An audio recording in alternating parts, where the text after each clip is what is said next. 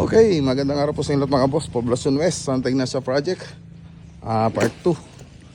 So ayan, framing na po tayo rito. Framing. Ayan, no.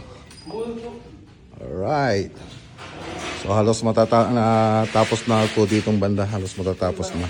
Tapos ito yung cove design. Tapos na yung framing dito. Tapos dito yung aluminum profile.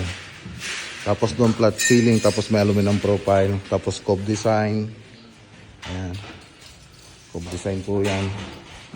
Pati dito, naka-cove design. Yan, pati dyan. Tapos yung ilalagay natin aluminum profile. Nasaan na yun? Okay.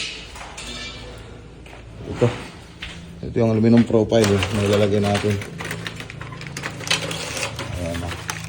So may diffuser din po ito. Ayan, ibangan nyo po yan. Maganda po yan pag nilagay natin. So may lalagyan po yan dito. May lalagay dito ang ganda. Tapos dun sa may kusina. So may kita nyo dun sa part 1 ng video natin yung design nito, yung 3D animation na ginawa natin.